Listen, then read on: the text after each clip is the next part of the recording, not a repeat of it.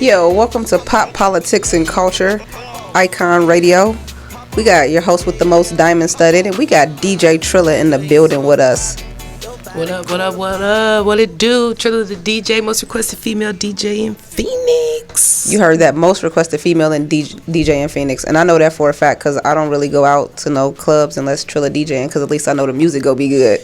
Period. Like, you got to go where the good music at and the good vibes at. Like, she is definitely a staple in the community for female DJs and in the LGBT community. She puts on a lot of shows and she puts on for a lot of artists. Like, a lot of us LGBT artists had our music played in the clubs because it was people like Trilla and MJ who was spinning our records and stuff like that. So you gotta fuck with your DJs. Like, everybody want to bypass the DJs and think y'all can go viral from a hit online, but like, y'all go learn like your DJ is your most important friend when it comes to music, because the DJ set the mood, they set the tone, they set the vibe. Definitely. So Trilla, how long you been DJing? So I've been DJing for about 25 years. I know I don't look like it, but 25 years. 25 years? I thought you were 25. I wish. Yeah, I've been DJing for 25 years. I'm from Chicago. You knew that, right? Yeah, I already knew that. Chi-town. Grew up in Milwaukee, Wisconsin. That's where I started out, and I was just doing like just house parties, you know. And at that particular time, you know, back then, you know, we couldn't afford like, you know, any like turntables and stuff like that. So we was using dull cassettes, and then, you know, my mom ended up moving out here, and I was like, you know, I think I can probably take this little DJ thing, you know, to the next level. So I moved out here in Arizona. I moved out here in like 2002, and I was actually a strip club DJ. I was DJing. Shit. I started off as a strip club DJ. I was DJing at Mustangs, Mustang Sally's. I forgot what it's called right now. It's still over there, but I don't think the owners still own it. But yeah, that's how I really started my break, and then it just took off from there. Like, I probably DJed there for about a good 6 years before I started, you know, branching off and doing like different events and stuff. So damn, Trilla, I didn't even know you was a strip club DJ. Yeah, 6 years. Probably one of the first female strip club DJs. So that makes it make more sense as to why you always had the ass shaking music whenever you in a club. Okay, I'm always like playing it makes sense. Twerking house music, you know, that's Chicago in you, that Midwest in you to play that. Not to play that, to actually play good music. Like, you know, no disrespect to some of these DJs out here at different clubs, but I am not in 2010 no more. I'm so tired of listening to that old ass music, and it's boring. You know, y'all wonder why people go outside and smoke their weed. Like, y'all be in y'all zone, y'all be thinking y'all turning the fuck up, and y'all crowd be leaving outside going to the taco truck and going to smoke their weed and they right, vapes. Cause like, that's for real. Honestly, don't nobody want to hear that shit no more. We want to hear Glorilla. We want to hear some whole music. Yeah, you know for real. Put on some City Girls. Put on some Sweetie. But you know what? Like, I like how the DJs are creative in their own way. You know, because everybody do have their own, like, typical DJ that they like. So, like, with me, you know, I'm one of those DJs, you can't tell me what to play. I'm already know what to play. So, I hate when people request songs to me, because I'm like, you hired me, you told me what songs you want, you told me what you want to hear. I got it from here. You know, so like me and you, we would see each other out. You know, you'd be like, Trill, why you not DJing? Or I'd be like, okay, I'm going to get up there. Sometimes when you ask me to DJ, I don't even supposed to be DJing that night, and I just get up there. Because it's just a different type of, like, if you asking me, maybe a lot of other people feel like that, you know, and I don't be trying to step on nobody's toes, but these be places that I know that I can go, and they can be like, hey, you can get up there for an hour. I always carry my laptop, so. Man, look, you got to stay ready, because, like, honestly, good music is what make you a repeat customer to a place. Like, right. You going for a whole vibe. It's the atmosphere, it's the feeling. And when you have a great DJ, people are going to come back for the DJ. They coming back for the music. Like, they can get their drinks anywhere unless you got a hell of a drink special where you giving top shelf, you know, like 1942 shots for $10. Right. Now, if you doing some shit like that, like, I totally can see how people is coming to your club for the drinks and shit. But, like, right. generally speaking, people is coming for the music, they coming for the vibe, they coming for the DJs, and there's a lot of clubs that, I don't visit because I'm not coming for the DJ. Right. I'm like, shit, I got Pandora for all that. I'll let my music play at the crib. I'll figure it out myself. Like if I want to come listen to, a early 2000s rap music playlist, essentially. Yeah, and you know what? I go a lot of different places. I don't go out a lot. Like I don't do clubs like that. Like I DJ so much, I don't see a need for me to always go to the club. So like, my fiance, I always got to make sure like, she ain't still in that club vibe, but it'll be just a moment we'll be like, you know what, let's go to the club or whatever. And you know what? It'd be funny because every club that I go to, I know the DJ. So I know what type of music I'm getting into, and that actually be a good thing too, is that if you know where you're going, you know what you're going to listen to.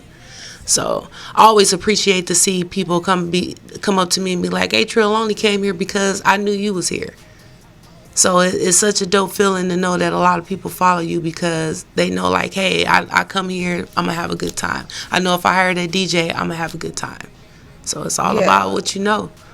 And it's definitely that, like, you hit it dead on the head. Like, people come for the DJ. Like, they're gonna come to see you. So when you have an establishment, you got to make sure you're gonna book somebody who's gonna bring people back into your building. Like, you get what you pay for. Like, if a DJ is giving you a deal and telling you like, yeah, I'm finna come in there for $25 an hour, you expect some $25 an hour type of music, right?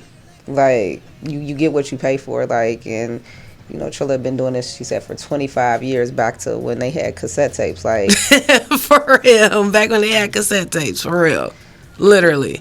Like, I didn't even know you could DJ with cassette tapes. Like, so you like turning me on to some knowledge, because I definitely didn't know you could DJ with those CD players. Like, it's all about blending. I taught myself how to DJ just listening to like different songs and different types of the beats per minute is what really tests you. Seeing you was doing all this shit before Serato told you how many BPMs was in the song. Right. Before the computer told you what the BPMs was, what the key was, and let you put them in a crate and organize them by BPMs. Right. Now, as soon as you just plug your laptop in, it automatically sync for you. Yeah, so like you been getting active and stuff. Like, I know you do a lot of events in the area and stuff. Like, so how was it being a DJ and also being an event coordinator at the same time? So I've actually been working independently by myself for the whole 25 years. I haven't had anybody that manages me or do anything. Like, I manage myself, my own schedule, my own events, and most of the time it comes a time where I'm doing like 2 events a day, especially on the weekends, and I still work I still work a full-time job and run a 360 photo booth, and I just added photography and videography to my portfolio too. So I'm a girl of many hats, I can't even say that, but I just like to stay active, but DJing is really what my heart is, and this was actually my year to retire. I said once I turned 43 I was gonna retire. But ever since 43, you goddamn lie. They say black don't crack. Like, yeah. And you look amazing to be 43 years old. Thank you. Like, I appreciate that. I never would have thought. I thought you was in your 30s. I wish I was in my 30s. I don't feel like it. Definitely, when people have good spirits and stuff, they say like good people, have a more youthful look because they don't wear all of that age and the trauma and all of the stress on them. So like, when people are older and they look young, you got to know like that person was living a really good life and they've been blessed, and God is showing it in their body. Yeah, man. Like, you can look like your traumas, like, and you never, people don't say like, what do you mean I look like I'm going through some stuff? Like, everything from your skin, to different things like with your eyes, your nails, and different things on your body start to show signs of organ failure and things like that. So for you to say you 43 and you looking like you in your 30s, like early 30s at that, like, you don't look like you 35. You just look like like you dirty 30 type 30. Yeah, man, I appreciate that. I can't even say, I don't know how I keep it youthful, but I'm just blessed. Like, I drink all of my water. I take all of my vitamins every single day. I be good to people, I be loyal to people, and I think that, that's what really keeps me afloat. God keeps me afloat because, how you treat people. That's what keeps you above ground. Dead ass. Like, a lot of people don't really understand and realize, like, how you treat people is impactful on how, like, the universe is going to treat you. Right. Like, people think you can just go around treating people any old type of way, being disrespectful, being derogatory, putting people down, and you're going to flourish. And it just doesn't work like that. Like, right. you can't be a bad person and expect good energy and expect blessings. Right. And, like, I've been through so much, just growing up, I've always seen how people get treated and how wrong they get done, and I say to myself, like, I don't ever want to be that person. Like, I grew up around a lot of guys. Like, I had a lot of most of my best friends were men, and I would just see, like, how they treated women, and getting pregnant and getting like STDs, and I always thought that, like, maybe that's the reason why I'm a lesbian. That's crazy. Just you would say that. Yeah, for real. One time my daddy told me when I was kids, like, don't be like some of these other people that, was in our friends and family and have all these kids by all these different niggas. And I was just like, bro, that just sounded so traumatic in itself. Yeah, it sounded so traumatic. Like, when somebody say something to you at like 10 years old and you ain't even thought about how kids are supposed to be made, and none of that makes any sense to you. And by the time you come of age enough to process it, you realize, like, bro, like, that was traumatic. Like, but I've been through a lot of that. Like, my cousin, like, I've seen my big cousin, I've seen all of my little cousins born. So I've been able to have that experience to be able to see kids born and to see women get hurt by, all of these different guys and have all of these kids. I'm like, I don't want that. You know what I'm saying? And nothing against nobody else. I just felt like I had so much more that I wanted to do in my life, and I didn't want to put something on myself that I knew that I wasn't going to be ready for. Even at 43, like, I literally just proposed to my fiance. You know what I'm saying? Like, at 43, because I felt like this was like the right time. It's like life is all about timing. You know what I'm saying? So I've always had my life mapped out of me not wanting to have kids. That it was just too traumatic to me, Dead ass. Like, and one thing about, like, women are emotional. Yeah. And men are sexual, right?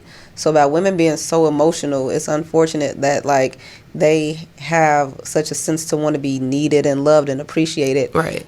If a person comes and say these things to them and it sounds good and it sounds appealing to the ear, like, these women, they're susceptible to falling for it, right? And you might be like, well, she shouldn't have believed him, she shouldn't have believed that. So you're trying to say someone shouldn't have trust in somebody, someone shouldn't believe that a person should be taken at their word, because your name, your word, and your reputation are the only things that you essentially have in life. And when you die, those are the things that people are going to talk about, because the most, right? Your assets and your things that were tangible, they're no longer there. So when we have a conversation about Trilla and about Dymond, we're going to talk about the type of person I was, my name, people will be throwing dirt on my name, my word. Was I a person that was truthful? Was I a person that had integrity? And, my reputation, like, how did I carry myself? Right. And a lot of people don't understand, like, integrity is what you do when nobody is looking. So, like, a lot of people only hold themselves to certain standards when they feel like they're on display.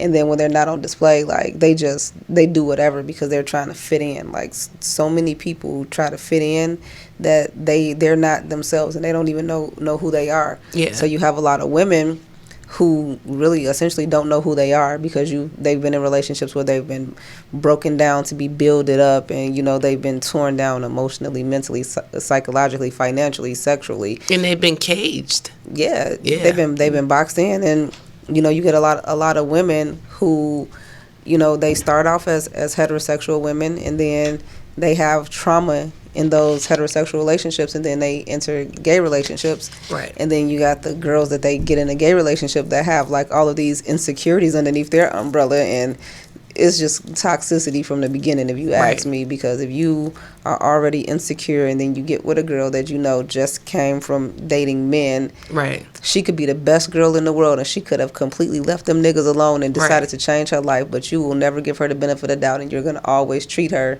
like the bee. Right. And that's because y'all should not be treating the bees bad, because, like, before it was all these other letters. It was just used to be only LGB. Like Right, when we right. first started being gay, it was only like LGBT. It was only it was 4. like 3 letters at first, and then it became 4.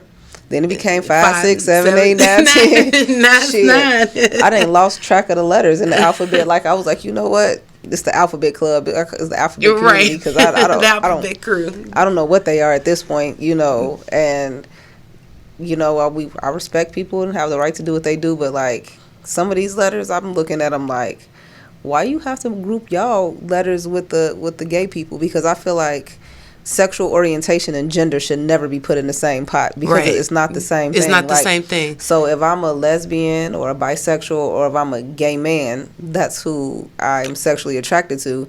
Everything else is gender identification. So when you mix gender with sexual orientation, of course, there's going to be a lot of drama in the group. Right. Because you have gender versus sexual orientation, and those things should never be mixed. Like when you look at the heterosexual community, right? You have a man and you have a woman. They're not walking around saying, hey, I'm the straight man and I'm the straight woman, or I'm the bisexual woman, I'm the bisexual man.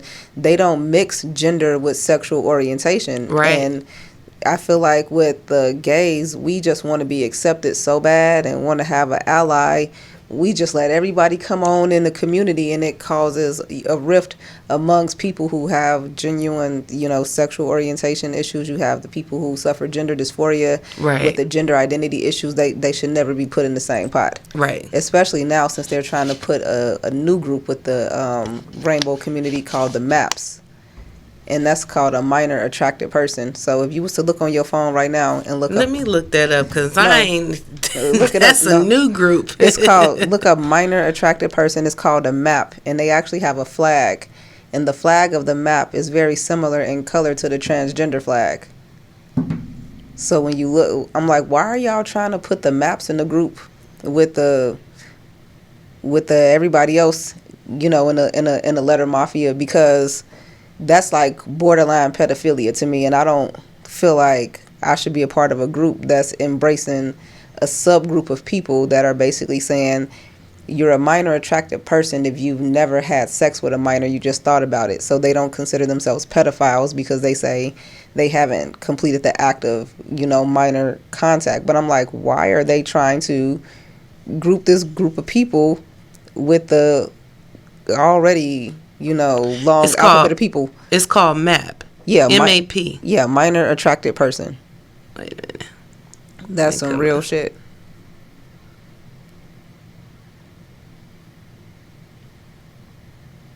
Oh, wow. It's a real shit. And then look up their flag and you tell me what flag they're trying to, you know, blend in with. It's some people are child lovers. Get over it. Okay, when they mix that in with that. No, that's all of the pluses and all of the other stuff that came after it. Like I said, like. So are they calling them, because they're trying to compare it to pedosexuals? They trying to compare it to a lot of different stuff. People who can have an attraction towards all people of all sexes and all ages. Right, and if we pay attention to what's going on with, you know, everything that's happening in our community, for example, like let's look at Dylan Mulvaney, for example, right? Dylan Mulvaney is not, in my opinion, is not a real trans woman, right? Because they have Dylan has gotten exposed to the point where people have pulled out video evidence of him doing TV shows like The Price is Right and different TV appearances trying to be famous as a gay man. Right. Dylan has also gotten on TV and said that Dylan has been on estrogen for X amount of time. And so from what we know from watching I Am Jazz, when they started putting Jazz on estrogen at 13, by the time Jazz was 14, 15, Jazz was growing breast. Right. So if Dylan was on estrogen just as long as Jazz, why is Dylan even more flat-chested than when Dylan came out and said that he was on estrogen? Right. So I feel like Dylan Mulvaney is just a trans pretender. You know, a person that's pretending to be trans and they not really trans. I feel like Dylan Mulvaney is a trans pretender taking advantage of the inclusiveness and the discrimination that, you know, trans people do face, and is cashing a big ass fucking check off of it. Like running a big huge money grab off of it. Like I think that's an egregious practice right there. Like, you know, at the end of the day, women, should have their safe spaces, and as women, I feel like we should have our safe spaces, like restrooms, sports, like Right. They made everything basically like gender neutral. right, and but they're basically, it's a bunch of men telling women what to do. So when you talk about feminists and the rights of women, now you have a bunch of men basically telling women what to do, because these are men that are basically subpar in sports. Even when I was looking at the convictions, if you look it up about the California prison system, the amount of prisoners that are declaring themselves as trans women to get housed in women's prison, and they showed the crimes that these people committed, they said like 80-something% of them were sexual assault, crimes, where these were, when they were identifying as men, committed sexual assault against women and things like that. So you rape a woman, you go to jail, identify as a woman, they put you in a women's prison where you can essentially rape more women. Right. But the woke community doesn't want to say this discrimination is happening, and you can't tell this person what they identify as. I'm like, so to me, I think that if you were to identify as a transgender, whatever, you should have proof that, that's the lifestyle you live in. So like, if I wanted to be a transgender, I should be able to say more than, hey, I'm trans, call me a boy. Like, I need to have my hormones. I need to be, growing my beard. I need to be living my life, as a man. I shouldn't be able to just pick and choose when I want to identify for the privileges that come with that, Right. And we're not saying that, like, this is a complete trans issue. It's like a trans, like I say, I call them people trans pretenders, because you can't possibly convince me that you're a woman and you're using your phallus to rape women, right? To me, the math don't math. Like, what make it make sense, right? And you can't question these things no more. So now that's the thing. Like, they look at you bogus if you question it, right? No, you're not bogus to question it. Like, to me, it's a very valid question, and I don't think that, like, these trans pretenders should have a right in women's spaces. I think, like, if it's a person that's, really went through gender dysphoria and they are completely living their life as a woman and they've completely transitioned into a woman, that's a different topic of conversation. Right. But you have public restrooms where little girls go to the restrooms and stuff. Like, I got a little niece, and, she was at a school in Tempe, and she transferred schools because of the gender neutral bathrooms, because there was a assigned male at birth child that told her, he was a lesbian. What? And, would go to the bathroom, when Shorty was in the bathroom. So she wouldn't feel comfortable going to the bathroom. Like, I wouldn't feel comfortable going to the bathroom either. Like, right. And it's not even that you're teaching your child to hate or, feel awkward. But, first off. This was an elementary school? This was 7th grade. Like, and a lot of parents, weren't really aware that they had gender-neutral restrooms in grade schools. I wasn't aware that they had gender-neutral restrooms in grade schools. You can, look, everything I'm telling you is all factual. You can legitimately look this up. I believe you. Like, this is, to me personally, I don't care what you identify as or what your gender umbrella is. I don't think men and women need to share the same bathroom anyway. It's mainly a force. Like, they're trying to... Yeah, and it's, to me, I feel like kids should be kids. Like, I grew up where, gay was gay, whether you was gay, lesbian, bisexual, they had the ones that cross-dressed and things like that, but it was never completely put in my face when I was in kindergarten. Like, when I was in kindergarten, I was not reading books like Johnny Wears a Dress. Right. By the time I was in 2nd grade, I was not reading books like I Am Jazz. And I wasn't forced to watch jazz transition. Yeah, me neither. So, children should not know about anything sexual anyway. That's just my personal opinion. I don't think children should know anything about anything sexual. Like, as a child, your body parts is how you use the bathroom, because when you're a child and you teach them about whether it's a boy with a penis or a girl with a vagina, you teaching her this is how you use the bathroom. Right. This is the proper way to wipe and clean yourself when you use the bathroom. And if somebody touches you here, you come and tell your mom, you come and tell your dad, because, good touch, bad touch. Right. So that's, in my opinion, the only thing that children should know when it comes to their body parts. You know what I'm saying? Whether this is a no touch or I just want to use the bathroom, that like at 6 years old they don't even know how to do fucking addition, and multiplication.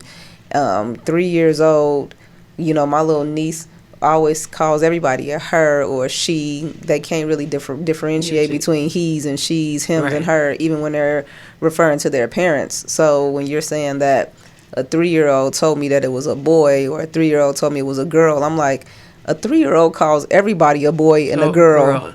That's just 3-year-old conversation. So as an adult, as a parent, I'm gonna just can teach them vocabulary and teach them how to identify. I'm not finna because as a parent, you the person who buy the clothes, buy the toys, and you actually indoctrinate the child. Right. So as a parent, you should love your child. I'm not saying don't love your child, don't embrace your child, and if your child is a little bit different, love on them extra. But I also think that you should allow your child to grow up and be a child, because when it comes to things like puberty, for example, people look at it like the development of body parts, but it's also the development of your brain. Yeah. So when we look at it from a mental health perspective, like when you stop somebody's brain from developing and you block the hormones that cause them to mature as an adult, now you have a 13-year-old child and you put them on blockers, and now they're 21, and essentially you still mentally dealing with a 13-year-old. Right. And people don't understand that because they block that part of the brain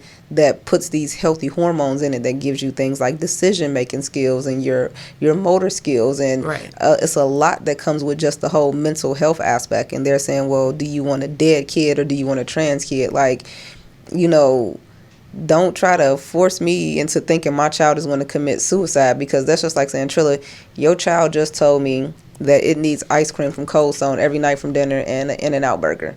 And if that's what your child told you that they wanted to eat every day, are you giving them ice cream and In-N-Out burger every day because that's what they want? Absolutely not. Because that ain't what I'm going to be eating. Right. So, at some point, a parent has to be a parent, and, once you're an adult and you understand and you're able to make adult decisions and you want to do adult things, go right on ahead and live your best adult life. Right. But from watching I Am Jazz myself, I realized they put Jazz on blockers at 11, estrogen at 13. The first vaginoplasty was at age 16. So at age 16, like, bro ain't even had no pussy or, been sexual with a dude to even know if this is what you like. Right. So now you once you get everything cut off and you have those changes, you don't have that type of feeling anymore. So you'll never know if that's what you truly were into and what you truly like. Right. And when they were doing the first surgery, the doctors was basically saying Jazz didn't even have enough dick for them to invert and turn into a vaginoplasty, because they put the blockers on at 11 and the estrogen at 13, so Jazz wasn't fully developed at all, or went through puberty. Right. So the things that Jazz would have needed in order to make the surgery more successful, Jazz didn't lack. So Jazz lacked. So they did 4 vaginoplasties on Jazz. Now we're on season 8, and Jazz is trying to date on dating apps, and Jazz is dating women. So Jazz has been essentially transitioned into a female from a male since the age of 4, and now Jazz is in their 20s and using dating apps, describing themselves as pansexual, and they have better dating experiences when they connect with women because they don't like the interactions that they have with men. And which brings me to asking the age-old question is, had you let this child just live his best gay life, if they wanted to, wear dresses, let them, dress up. RuPaul looks good when RuPaul dresses up. Right. So, hey, by all means, if you wanted to let this child explore whatever was going on between point A and point Z, by the time they're 20, they wouldn't be, Jazz appears to be morbidly obese now, like, because Jazz was small, athletic, played soccer. Like, it's years of this stuff that you can watch, so you can see the changes in the person's physical appearance. Right. You can see that all they do is have comfort food, and Jazz is unhealthy. Jazz talks about mental illnesses, and when they say the mental illnesses has a lot to do with the transition, the mom basically says, no, Jazz is upset about all this other stuff. And I'm like, how can you say that the hormones that you took away and replaced with other hormones is not the root cause of this grave mental illness? Because it's like, you got a car, right? Like, why would we put 87 gas in your car. Like, if I came up to you and I said, Trilla, let me drive your car, and you got a V8 engine in your car, and I put some regular gas in your car, is your car going to still run the same? Absolutely not. Like, I got a BMW outside. If I put anything other than premium gas in my car, It's gonna run it's rough gonna as be a hell. little pop up on the damn screen, and it's gonna give me an alert that says bad gas. Like, it's gonna tell me that it's the bad gas in the car, and the car is gonna be smart enough to shut itself down. Then you're gonna have to get it towed, get the gas tank drained, fuel inject. It's an expensive fix, right? Yeah. It's gonna cost us more money to fix it because we put the wrong things into it than if we Right. would have just did the right thing, initially. So I'm like, maybe if y'all would have let this child be a child. Now, once you become an adult, you over age 18, 21, and you've lived your life, you went through puberty, your brain has had the ability to develop, your body has grown to the point where your body can take certain type of surgeries, because even, a regular surgery on something like your gallbladder or whatever, an adult's body can handle that better than a child's body, Right. because we've built up more immunities and our bodies are stronger, we're more healthy essentially. So it's certain things that an adult body can handle trauma wise that a child body couldn't handle. So trying to do certain things to children, I'm just like, Right. leave the kids alone, let the kids be the kids. If you adults, do whatever the fuck you want to do. Like, I don't care. I can't argue with an adult about making an adult decision. Right. That's an adult. But children, Yeah, that's when you draw the line.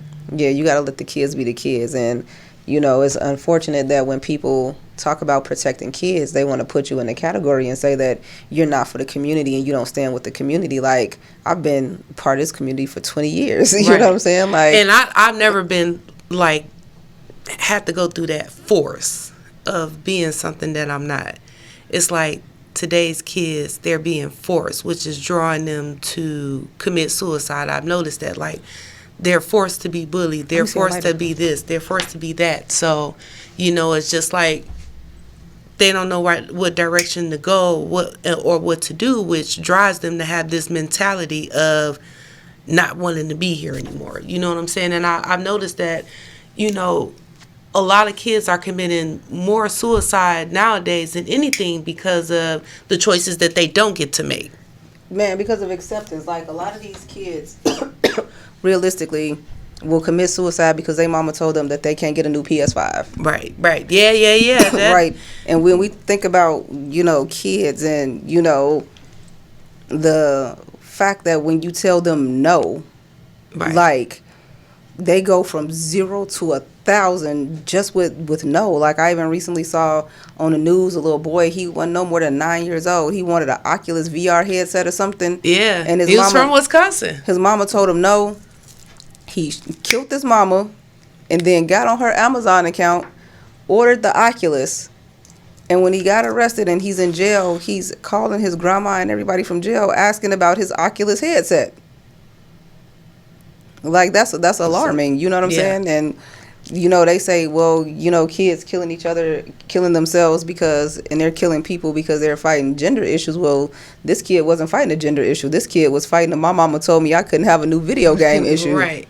You know what I'm saying? So kids are killing themselves and committing murder for various other reasons, not just strictly, what their sexual orientation is. Right. And he's actually being forced. They're basically, like, trying to force him to basically commit to what he did in order for him to understand. He's never going to be able to understand because his mind is on that game. Exactly. All he cares about is the game. He doesn't understand, like, damn, I legitimately just killed my mama. She's not coming back. I ain't go have nobody to buy me no more games. I'm going to be in this room in this same outfit with a pair of flip-flops for the rest of my life, essentially, because they didn't have the opportunity to develop mentally. And that's because, in my opinion, like, a lot of parents let electronics and let TV shows and stuff raise their kids. Yep. It's easier for me to just be like, here, go ahead, take your iPad. And if you're not properly filtering this iPad and blocking out certain type of content, you don't know what type of stuff your kids is seeing on this iPad. Right. So it's a lot of kids being exposed to adult content, through their electronics because you have adults posing as children. Right. You know, like it's predatory behavior is at an all-time high now because your kids are more accessible. Right.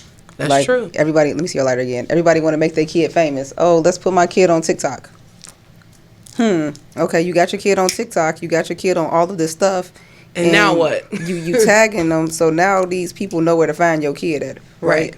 So I know your kid, you know, goes to whatever school because you didn't put the sports teams that the kids is on. You didn't put the city and state that you live in. Like, you're making it easier and more accessible, you know, for your kids to be victims at this point. Right. And then nobody wants to, you know, be the adult in the room. And, you know, like when we was younger, our parents was all up in our business, you know. Right. We had house phones, so it wasn't no take your cell phone and go talk to somebody somewhere in private. Once you leave the house, it's a wrap. You good for the day. Yeah, it wasn't, you know, the computers was in the computer room, like a family setting, so everybody saw what you was looking at on the computer. It wasn't though being on the computer looking at stuff in private. Now you got tablets. Like, these kids got too much privacy. Right. And then when you try to parent them, that's when they go crazy. Because they used to having privacy. Like, I be hearing kids that's like 5 years old telling their parents, leave me alone. Right. Or have cell phones. I need some space. Like, what? Yeah, like, first off, you are 4 years old. Why do you have a cell phone at 4 or 5 years old? Right. And why do you need some fucking space? Like, what do you need some space for? Like, these kids are, you know, they're a different breed. Yeah. And you can't discipline your kids, because now if you discipline your child, that's child abuse. So you whoop your kid's ass, that's child abuse. Like, it's nothing that these parents can do. Like, the government is taking all of the parental rights away from children. Right. And when you restrict the parents from having the ability to be parents, you have a bunch of lawless children. Right. Like, and these are the children that's going to, you know, replace us in the up and coming generations. And then we're looking at, like, where the world is at right now and what's going on in perspective of the world and the government. And we want a bunch of mentally unstable children to, you know, be the next, you know, leaders coming up. Right. The math don't math. You know, it just doesn't balance out to me. It's like, no, don't nobody care about the kids. These politicians, you know, whether they Democrat, Republican, Independent, Libertarian, like, ain't nobody gonna care about your kid the way you care about your child as a parent. Right, and that's true. You, no matter what your political stance is, you have to stop letting these strangers make decisions for your kids until you had to run your household. Right. And I think that's why, as a nation, we buckling and falling. Right. Because we didn't became super codependent on the government. Like, yeah. I ain't never seen so many government codependent people in all my years of living. Like, growing up, you know, we didn't get to go through that. You know what I'm saying? Like, I'm not going to say that I had the greatest life, but, you know, my mom made sure that we didn't struggle. You know, she made sure we had food on the table, a roof over our head, you know, and, like, even at times, you know, when I would see her crack or, you know, about to buckle, she didn't. And she hid it very well. But she was also, like, you know, making sure that she put us in the best position to be greater. And I actually have another, you know, a brother and a sister. You know, we're not the closest because they chose a different, you know, path than what I chose to go down in life. You know what I'm saying? And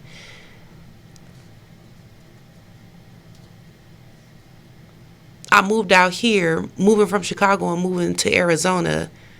It was like a whole different life, man. Like, you know, I never felt like I wanted to ever be in a position to where, like, my mom would have to struggle, since she made sure that we didn't. So, like, now, you know, my mom, she's 77, you know, so she's getting up there in age. So I always make sure, like, us moving out here, that we didn't struggle, you know. And my mom is my best friend. She didn't treat me any differently when she seen that I was coming out. And when I actually approached her about it and told her, like, hey, you know, I like women, she was like, I know. Yeah, you sound like my daddy. She was like, I know. She's like, I'm not mad at you. She was like, at least I know you ain't gonna be pregnant. I'm like, hey, you know, hey, that's the typical you know, that's answer, what right? we was talking about. You already knew where I was coming with that. But, you know, like, even though I didn't want to have kids, I wanted to always either be with somebody that had kids or, you know, be with someone that wanted us to have a kid. So I've always questioned, like, you know, my sexuality.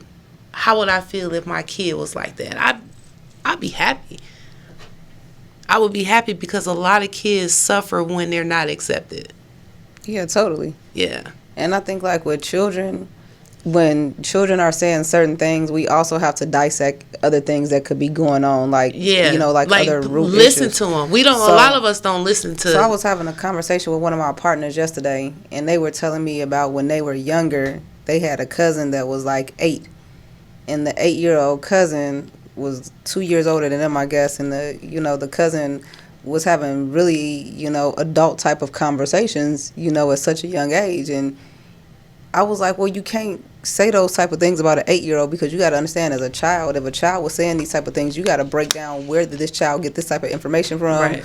Who said these things around this child? What did this child see? Because this was during the era where that child didn't have access to a phone where they could have looked it up on Google. Right. You know what I'm saying? And so, like, a lot of times kids are groomed and told, don't say nothing, you know, and told to, you know, think that certain things are the right things to do. So when they start acting out in certain type of behaviors, and, you know, you have to really assess, is my child going through a change because this is what they innately feel, or you know, address the elephant in the room. Did something happen to my child? Was my child exposed to something? You know what I'm saying? Whether it's something that they just popped up on a browser on the internet, you know what I'm saying? Whether they was over their friend's house and they witnessed some stuff that happened at their friend's house, because you, like, never really truly know what's happening with a person. Even if you're literally in the room right next to them, you still have no idea. No of clue if you 100% don't of what's ask going questions. on. A lot of people don't ask. And a lot of people don't want to ask questions because they're afraid of the answer. So, yeah. They're afraid of the answer. And when I was on YouTube, I found this person named Buck Angel and Blair White. And Buck Angel sound familiar. Buck Angel is like one of, like, the oldest trans men. Yeah. And Blair White is like this trans woman. And I follow both of them. I watch their accounts because they're the type that says, hey, you know, let adults make adult decisions, let children make children's decisions, and they're not against, you know, forcing children to grow up too quick. You know what I'm saying? And, you know, they've been through full transitions with surgeries, you know, hormones, so they understand what these type of things do to a person's body. Right. So hearing somebody who's went through it and, you know, had the effects to their body, and you listen to them, I'm like, bro, why would you want to put a child through that? Like, it makes you seem like, man, it's crazy. And then when you see how much money this costs, and you look at, you know, this is lifelong, you have to, you know, take these treatments for life. You have to deal with these. You're creating medical issues for yourself, essentially. And you have to do that for life. And, you know, what if you lose your insurance, or what if you know, don't have a job or hustle or have a way to pay for these things in order to keep these things up? Like, you know, that type of stuff is important too. You know, like, can you afford the health care? You know what I'm saying? Like, can you afford to keep up this lifestyle once you step into it? That's why, like, even when they say, like, rich people go crazy if they go broke. Like, it's an old saying, like, rich people go broke. They the quickest people to kill themselves because they never had to get it out of mud. Right. Like, not somebody like us. We come from the Chicago, from the streets. We gonna keep going. We'll get rich today. If we blow a bag, we'll bounce back like nothing never happened. Like, because, you know, we know how to survive. Like, a person that has never had to survive and has had everything just given to them, essentially. Right. They don't know how to work in the real world. Right. And so when you, like, if you have these parents that's giving everything to these kids, and if those parents die, they ain't set up no inheritance, no trust, no wills, no nothing, and you don't have the proper support system, then you're not gonna survive in this world. Right. I think, like, a lot of parents, you know, they're more focused on being a friend to their child than being a parent. Right. Like, my daddy wasn't trying to be my friend. What? That nigga was trying to be he told me, like, you know, you don't need no friends. I'm the only friend that you really need. But he was also being a parent. Like, he wasn't trying to be the yes man telling me everything that I'm doing is right. And he's like, when I do dumb shit, he called me out like, do you know how fucking stupid that sounds? And if it's something, that has logic and, is worthwhile, he encourages me. He's like, yeah, I like that. You should keep that going. That sounds good. But that's what's up. When he sees flaws in my plan, and like even now as an adult, he'll still tell me like, no. Hey. He was like, don't. He was like, your way of thinking is fucked up. Like, But parents got the best advice though, so Yeah, I always take my mom's advice whenever she give it to me. They always say it to me raw. They always say they didn't get that old to be a fool. Right. And then at first you don't want to take the advice because you're like, man, I don't want nobody telling me what to do. I'm grown. Why are you essentially telling me what to do? I'm an adult. I should be able to make my own decisions as an adult. And that spirit of rebellion, that's what it is. It's the spirit of rebellion, not wanting somebody to tell you what to do or not wanting to feel like you are the person who ultimately made that decision. Right. That makes you, suffer and take a little bit longer to get to that next step because you just had to deviate from the plan. Right. It's just like if somebody give you the blueprint and give you the cheat code, are you still going to try to figure out your way through the map? Right. That's true. Like life is a map. And the game don't change just the players, like ain't nothing new underneath the sun. Like Facts. Everything that's happening before has happened before. And like when we look at it, it's just like, damn, hindsight is 20/20 because we knew this was going to come to pass, but yet we still chose to go against the grain. Right. Like that be fucking me up. I was like, damn, like I knew this was going to be the end result, and I still wanted to do this. Yeah. And that's just part of life. It's just a part of life. I would say that it's just part of life. It's part of life, part of growing, part of evolving. And now we both out here in Arizona from Chicago, and it's two completely different places. Right. Two completely different extremes. Like in Chicago, yes, they have better food. Absolutely. Yes, they have. I be trying to find that was also a test about being here. Like you gotta go back home and eat some real food, man. No offense, Phoenix. Y'all food all right. It's all right. It's all right with me for now. But when I go home, I grub. I went to Chicago last year in June for the WNBA All-Star Weekend. And literally, my hotel was right across the street from a Harold's. I was in heaven. And you know what? Harold's, it just hit different. Hit different. Harold's hits different. Like, I fuck with the Harold's out here, though, because the owner is actually from Chicago. Yes. So, when your chicken go taste right. And your mild sauce gonna be saucy. And your mild sauce gonna be actual mild sauce, not like ketchup mixed with some other shit. I don't know what they could be calling their sauce, but like, yeah, Harold's over everything. You know, and besides Harold's, the only other place I get wings from is Dymond and Wings. Where's that? I ain't never had none. In Mesa off a Country Club. I ain't never had those. Oh shit! Look, Mac and Wings in Mesa. They got catfish. They got mac and cheese. They got greens. They got banana pudding. Yes, it's a place called Mac and Wings in Mesa. Oh yeah, let me go ahead and steal that. You gotta go to Mac and Wings. Let me steal that. Yeah, I'm definitely gonna go check that out. Midwest, black owned restaurant. They are originally from Detroit, so that's why it's like MAC. Yep. Dmac and Wings, black owned business, and the food is amazing. And I love some sides. And you said my favorite sides, macaroni and cheese and greens. That's definitely what I'm going for. Look, you go over there and catch the itis at D-Max. Like, I done went to D-Max, and I'm like, you know what? I'm going to be sleep. Like, I've already mentally prepared myself to be sleepy when I leave. Oh, yeah. Let me see this. Like, I've already mentally prepared myself to be sleepy when I leave. I'm like, let me take a picture of that. D-Mac and Wings. You got to fuck with D-Mac and Wings and Harold's Chicken. So, if you over east in Mesa, we eat at D-Max. If you anywhere in Phoenix, we eat at Harold's. Oh, yeah. Have you ever had Taste My City? Where's that at? Taste My City is on 107th and Indian School. So they got the barbecue. They got the turkey tips, the rib tips, the chicken, the macaroni and cheese, the sides, the Kool-Aid. They food is actually really, really good barbecue-wise. You know, you can go back home and find a couple barbecue places that will sell like turkey tips here, and they from Chicago, and it's really good. 107th and Indian School. Taste My City. Remember back in Chicago that we used to get food from what's that place? Kenny's Ribs. I ain't never had Kenny's Ribs. Yeah, like we would get ribs from. Well, I had ribs from Uncle Remus. Uncle Remus is okay, but I'm a Harold's type of nigga. I'm definitely a Harold's person, and it's probably because I'm not a West Side person. So look, and I'm a South Side. We'll say that I could potentially be being biased in my selection. However, I'm stamping Harold's. I was actually over there a couple weeks ago. I was like, man, I'm on the South Side. I'm finna go get me some.